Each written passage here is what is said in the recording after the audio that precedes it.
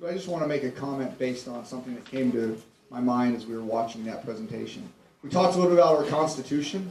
I hope everybody has one, or at least has access to one. Again, it is so often that the discussion comes up and you hear people say, well, that's not in the Constitution, or that's unconstitutional, when so many of the times they've never even read it. So one of the things, in addition to having our veterans stand up for us, we also have several elected officials and candidates. And so I'm going to go ahead and thank them again one more time. We have in the second row, we have Chris Savage, who's actually running for city council in this district. You have Rob Chase, who's our elected representative in the Valley, who has done incredible things for our communities, had several different billets. I know John has worked with him and done events as well. And so again, I thank these guys for their constant work and vigilance in trying to keep our country free and our community safe and protected. As we move back, we have Miss Laura Patton, who again, not only spent the time and the years supporting her husband, but now is basically trying to help the Valley find its own way and its autonomy. Senator Patton, sitting next to her, who's done incredible things for our community and our nation, and is still continuing working for the Congressman Baumgartner campaign. We have former Representative Bob McCaslin back there.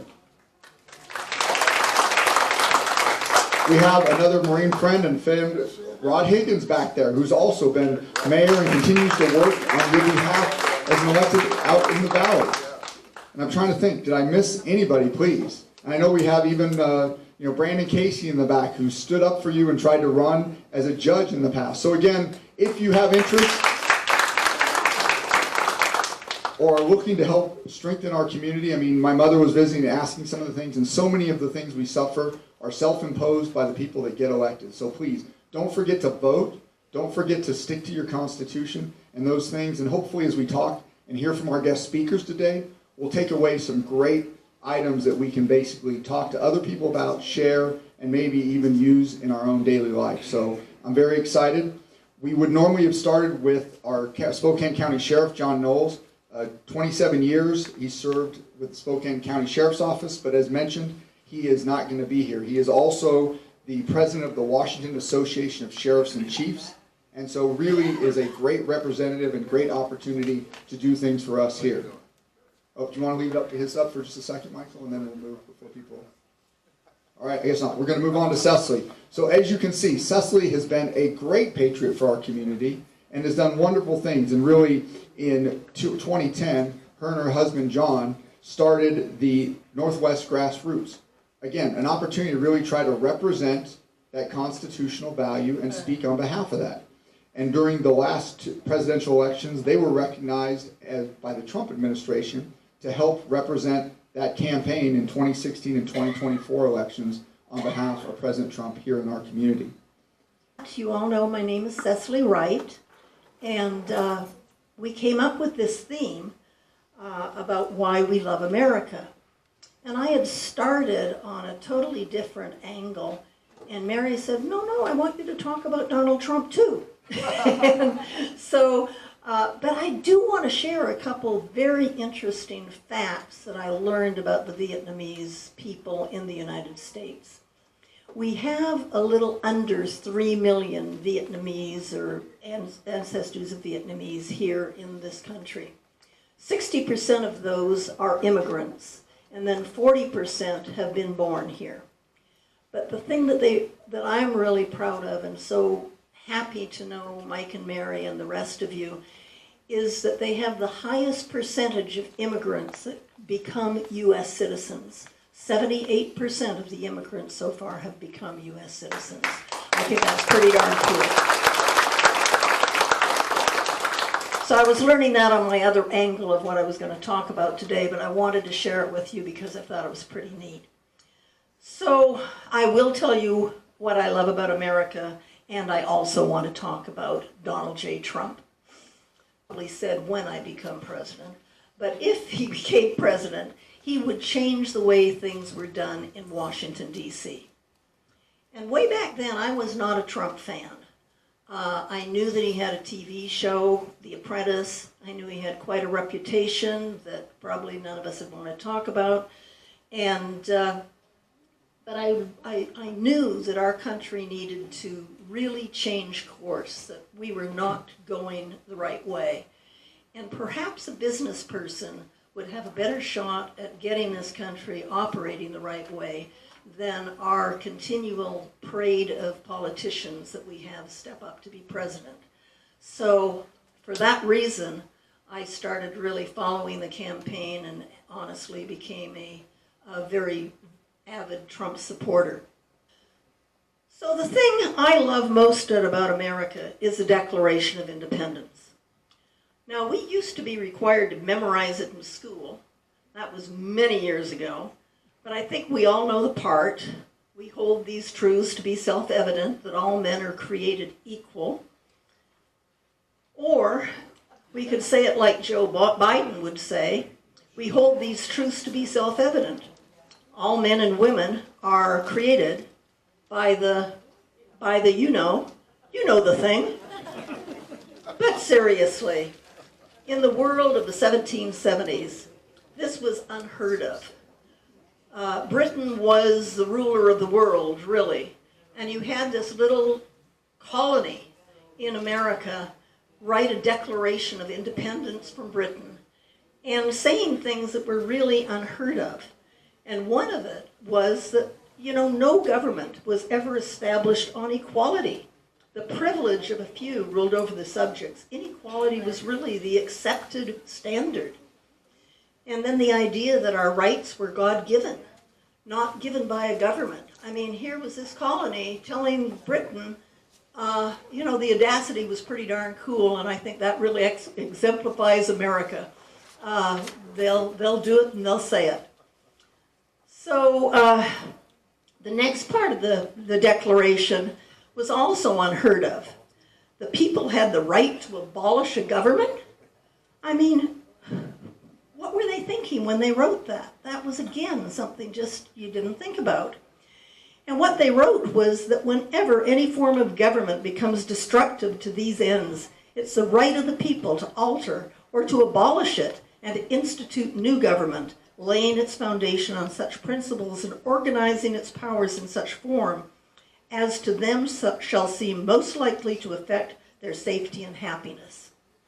So this part takes me to Donald Trump and the job at hand to get our government back on track with our Declaration of Independence, our Constitution, and our Bill of Rights. Will he be able to do it? Will our constitutionally based republic survive? That's what we're working to save right now.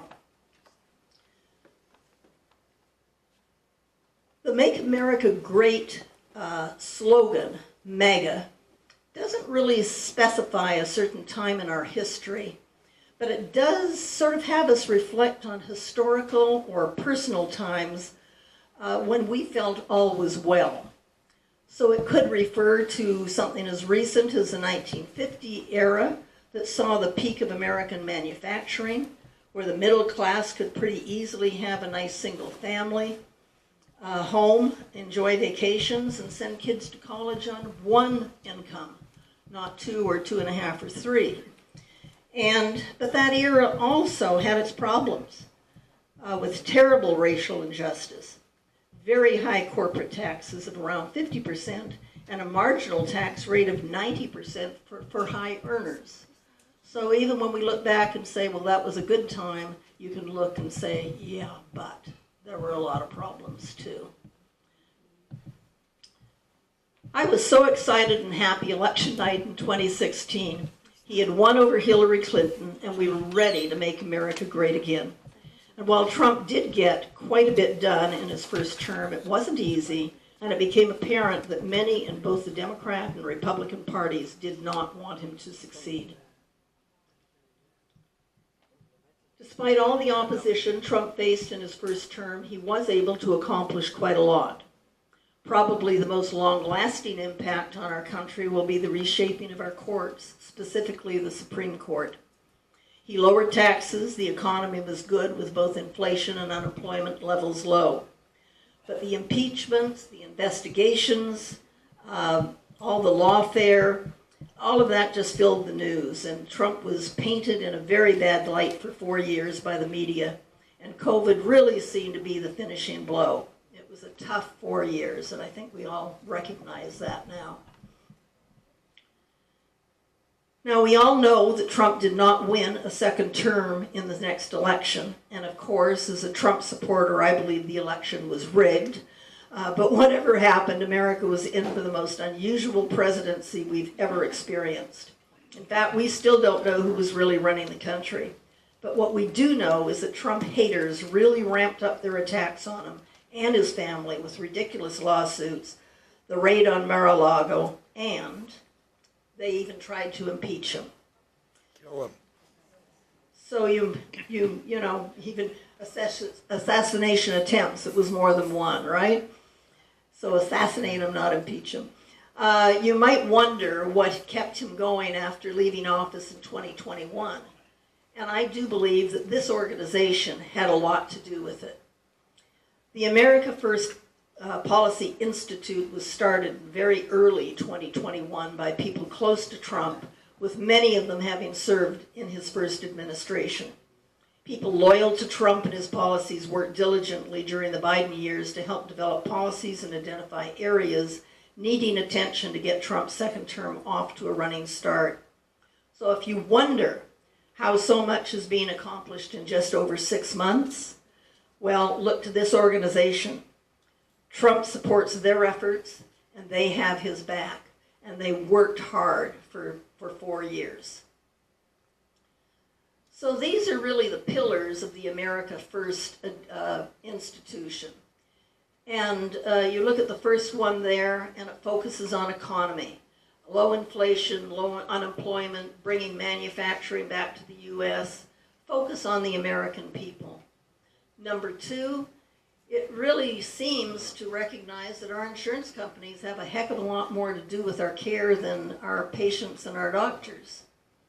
Number 3, restore America's historic commitment to freedom, equality, and self-governance.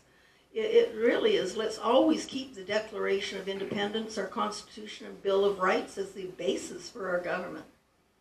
Number 4, it's all about parental rights and some of the crazy stuff that's been going on over the last few years. It's sort of hard to believe where we come. Number 5, speaks for itself. Secure the border, end human trafficking, and defeat the drug cartels. Number 6, deliver peace through strength and American leadership. And I think we're seeing a lot of that right now. Number 7, make America energy independent. I think you heard it all through his campaign. Drill, baby, drill, right? It was, we are not going to be held at the mercy of other countries for the things that we absolutely need to function and operate. Number 8, make it easy to vote and hard to cheat. I like that. Election integrity.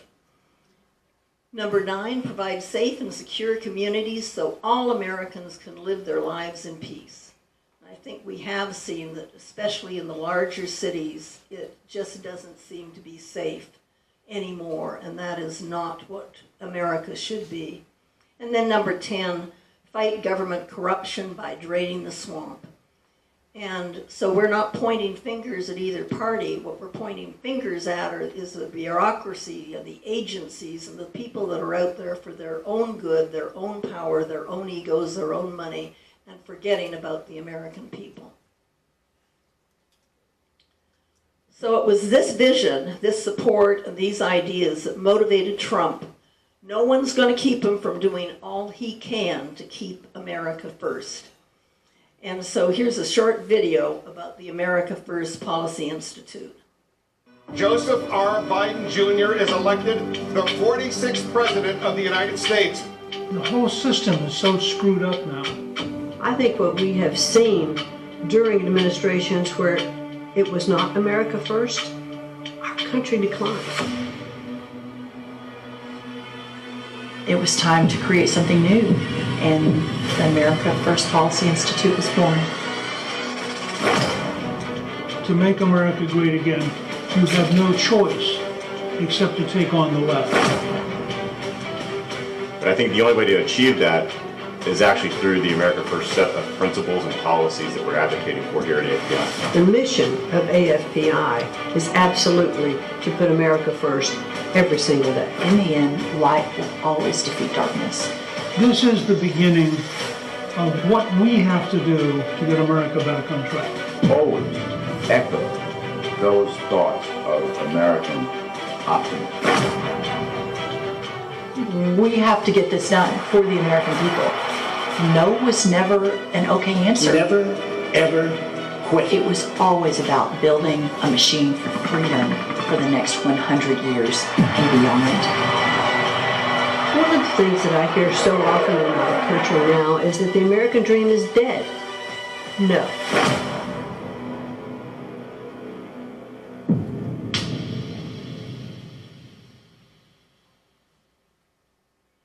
So now you know how Trump's been able to accomplish as much as he has in 6.5 months. I mean, there's been so much going on, I don't think any of us have been able to keep track of too much of it. It's just like all of a sudden this has happened and then whoops, it's over here, and it's just craziness. He and his team have been working at this for over 4 years. He hit the ground running and he just hasn't stopped. And that's what's going on, and it's going to keep on going. And when you look at some of the big things that he has been able to accomplish in the 6 months, he got the big ones out of the way. I mean, you look at the border, you look at the big beautiful bill, you look at the tariff situation, straightening out, those kinds of things. Now he can start fine-tuning. And I think we're going to have an incredible 4 years. I'm just really looking forward to it. So much has happened these past 6 months. It's going to take an afternoon to go through all of them. All I know is we're on the right track. He still has dissenters putting up speed bumps. Democratic states like ours, like Washington State, they're spending our money to file lawsuits on everything and anything that he does.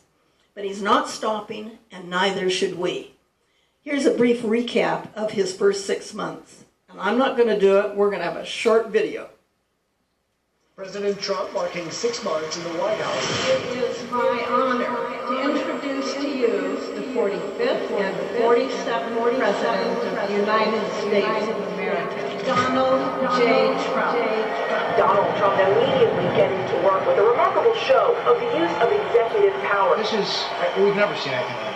There's 20,000 people cheering for every executive order signed. President Trump comes in and immediately begins taking action to fix each and every one of these fires that the Democrats started. In 6 months, delivering on the agenda. This ultimately is promises made, promises kept by the president. This is a message to the rest of the world. The days of ripping off America and Americans are officially over. The Trump archives are a series of near impossible feats. We have the safest, most secure border in the history of this nation. Border crossings have dropped so much that federal agents now outnumber illegal crossers. He had a mandate and he's delivering on it. The American economy is better for it. NASDAQ and S&P both hitting all-time highs. Gas prices are down. Retail sales are up. $2 trillion in international financial agreement and record tariff revenue. The USA is on a roll. Culminating in the signing of the One Big Beautiful Bill on July 4th. A bill for and by the people. Thanks to this bill, Trump can resign tomorrow and still point to an enduring legacy. And he's full steam ahead for America. This movement that President Trump has started is only getting bigger. It has more energy, more enthusiasm. What he's going to do is show up and work hard and deliver every day for the American people. You're watching history, so buckle up, because the next 3.5 years will probably be just as busy.